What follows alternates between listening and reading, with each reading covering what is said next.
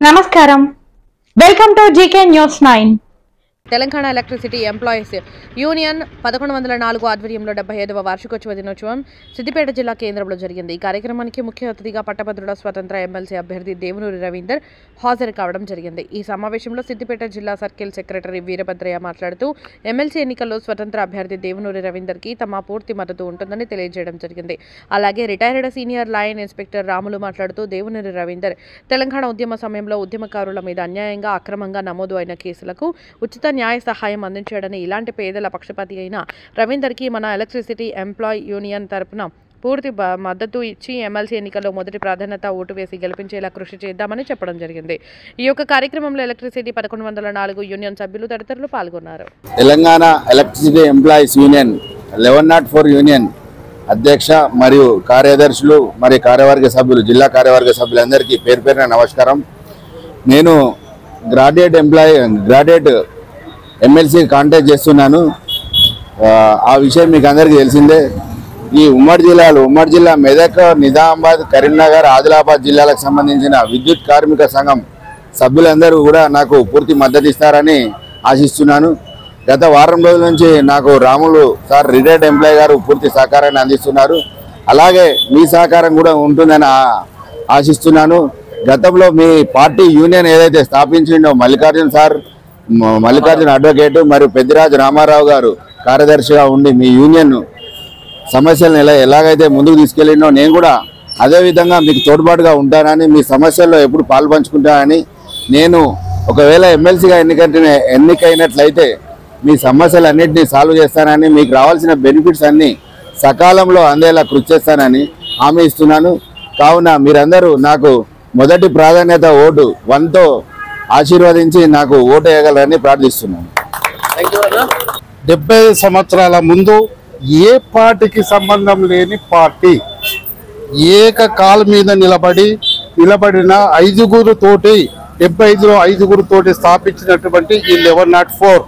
ఈ 1104 అంటే ఏ కాంగ్రెస్ పార్టీకో, ఏ టీడీపీకో, లేకపోతే ఇతర పార్టీలకో సంబంధించినటువంటి కాదు.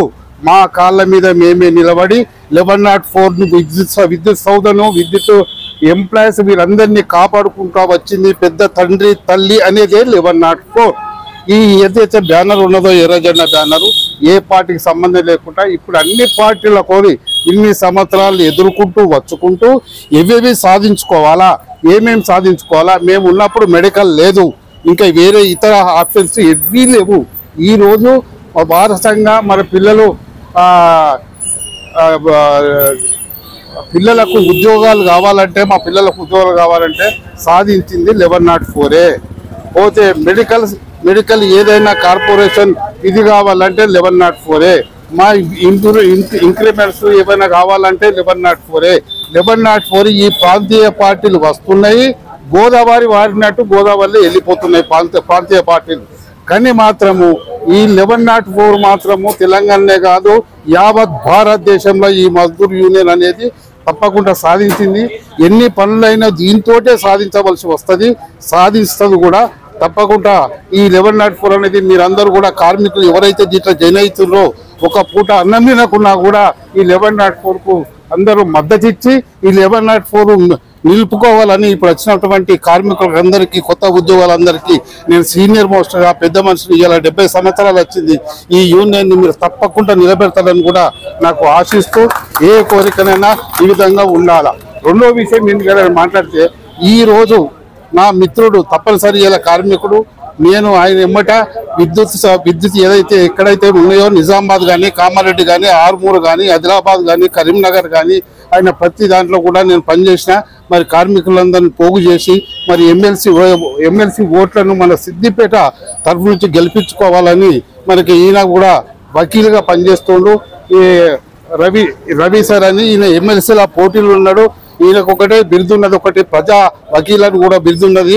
ఎవరికైనా వకీలు కంటే అప్పుడు తెలంగాణ సాధించినటువంటి మూమెంట్లో ఫ్రీగా పైసా లేకుండా కూడా ఆయన కోర్టు కేసులు చేసి విడుదల చేసిన కేసులు ఎన్నో ఉన్నాయి.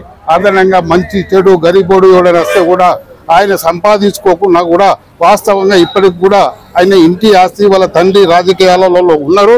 ఇప్పటికైనా ఆస్తి ఏం సంపాదించలే. కరెక్ట్ ఆయన ఉన్నంత మట్టిగే ఇప్పటికి కూడా ఆయన ఇంకా ఇల్లు కట్టుకోలేదు సిద్దిపేటలో. అయినా ప్రజాసేవల కోసం ముందుకొచ్చిండు. కాబట్టి మన ఎలక్ట్రిసిటీలో ఎవరైతే ఎడ్యుకేషన్ చదువుకుని ఉన్న వాళ్ళు ఉన్నారో, ఓటు హక్కు ఉన్నారో వాళ్ళు ఉన్నారో, పెద్ద మెజారిటీ తోటి ఈయనకు తప్పనిసరి మనకు గెలిపించుకోవాలా.